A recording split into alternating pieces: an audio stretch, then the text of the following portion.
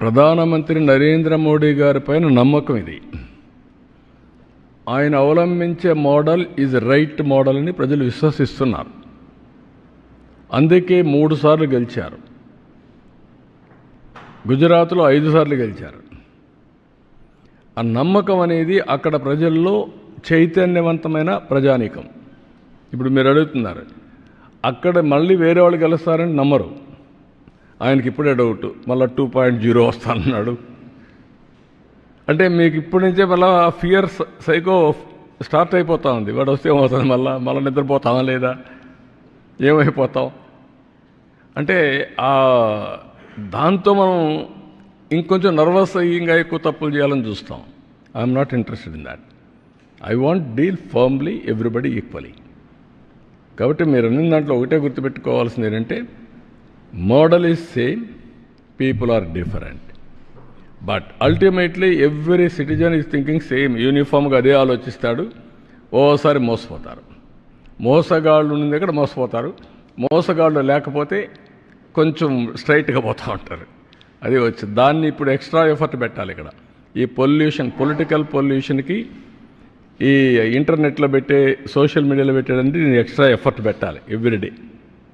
That is biggest task. నేను అందరికంటే బాగా పనిచేసి సంపద సృష్టిస్తానని చెప్తున్నాను. నీ సంపద ఎవరికి కావాలి? నువ్వు కక్ష తీర్చుకో, లేకపోతే నన్ను తిట్టు అంటే నేను ఎక్కడ తిట్టగలుగుతానవన్నీ?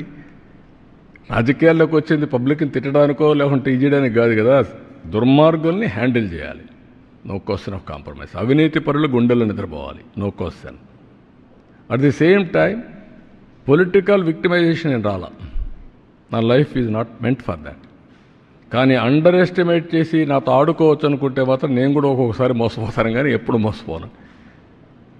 అప్రమత్తంగా ఉంటే ఎవడు ఎక్కడ పెట్టాలో అందరిని అక్కడ పెడతాం. ఓకే.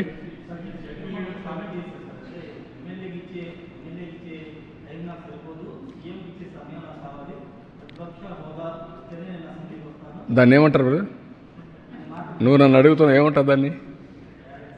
నీతో ఎవరన్నా మాట్లాడుతున్నావు ఏమంటావు? ఒప్పుకుంటావా? మీ ఇంట్లో నీకు ఆ మధ్య మాట్లాడితే నీ పక్కన మాట్లాడితే ఒప్పుకుంటావు వారిగా? మరి ఇక్కడ ఎందుకు ఒప్పుకుంటున్నావు అంటే నువ్వు ఎందుకు అడుగుతావు నన్ను? దట్ ఈజ్ వేర్ అదే ప్రాబ్లం.